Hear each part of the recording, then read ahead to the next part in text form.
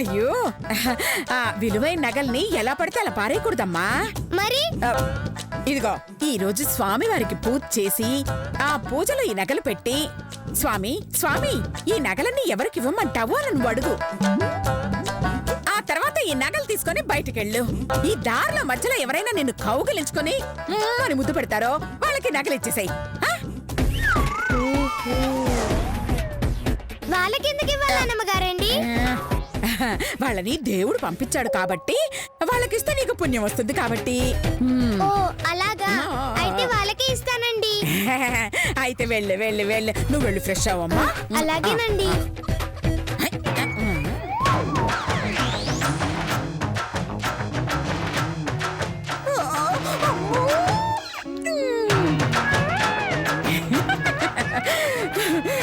నేనే అని ముద్దిచ్చేస్తారు చూడండి నా విద్య.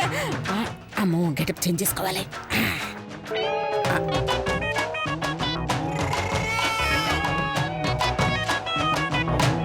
అమ్మ అత్తయ్య గారు నగలు కొట్టడానికి ఏం ప్లాన్ చేశారు?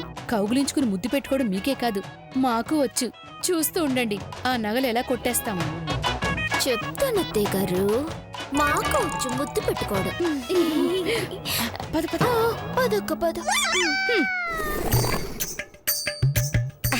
అమ్మయ్యా నగలు కొట్టేయడానికి రూట్ వేశాను. అర్జెంటుగా గెటప్ మార్చి కొట్టేయాలి.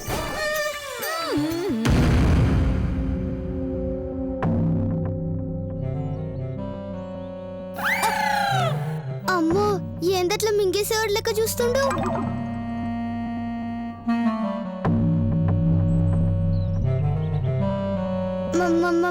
మామా నిన్ను చదివించడం నా వల్ల కాదే. నిన్ను హాస్టల్లో పడడం తప్ప నాకు వేరే దారి లేదు. నేనేం చేసిన మామా?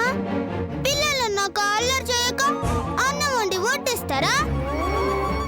నోరెత్తావంటే చంపుతాను. నువ్వు పిల్లవానే? నువ్వు పిల్లవా? నీకు భయపడి మన వీధులకు పాలవాడు, పేపర్ వాడు, పూలవాడు, ఆఖరికి చిత్తు కాగితాలు ఏరుకునేవాడు కూడా రావడం మానేశాడే. నీ పేరు చెప్తే చలి జ్వరం వచ్చినట్టు వణికిపోతున్నారు. నేనేం చేసిన మామా?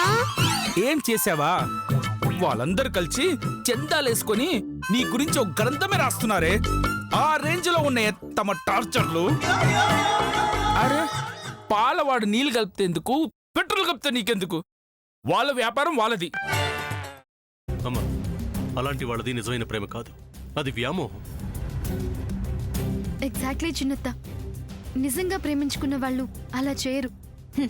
ఎంత మనసు విరిగిపోతే కన్న కూతుర్ని పట్టుకొని మా దృష్టిలో చచ్చిపోయా ఉంటుందా తల్లి? అది సరే అమ్మా, తన కూతురుతో తన మాట అనేటప్పుడు ఆమె మాటల్లో వ్యథ, కళ్ళల్లో బాధ గమనించావమ్మా? పెద్దబాబుకు బర్త్డే విషెస్ చెప్పు కూడా వెళ్ళాం కదా.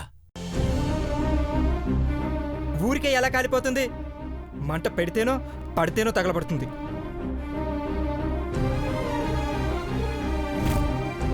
కరెక్ట్ చిన్నబాబు, నీకొచ్చినట్టే నాకు డౌట్ వచ్చింది. పార్వతే షర్టును తగలబెట్టిందనుకుంటా.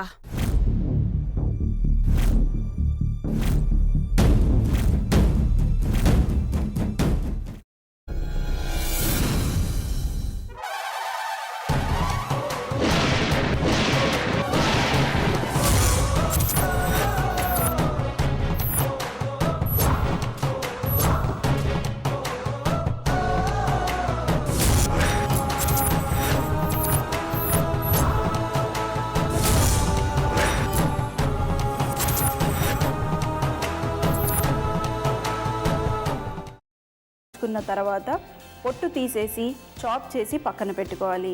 ఒక ప్యాన్లో కొద్దిగా నూనె వేడి చేసి అందులో ఆవాలు, మినప్పప్పు, శనగపప్పు, కరివేపాకు, సన్నగా తరిగి పెట్టుకున్న ఉల్లిపాయలు వేసుకుని 1 నిమిషం పాటు వేయించుకోవాలి. ఆ తర్వాత కాల్చి కట్ చేసి పెట్టుకున్న వంకాయని కూడా అందులో వేసుకుని బాగా మిక్స్ చేసి బౌల్లోకి ట్రాన్స్ఫర్ చేసుకుని అందులో తగినంత చిక్కటి పెరుగు లేదా పల్చటి పెరుగు వేసుకుని మిక్స్ చేసి అన్నంతో కానివ్వండి, చపాతీతో కానివ్వండి సర్వ్ చేసినా చాలా బాగుంటుంది.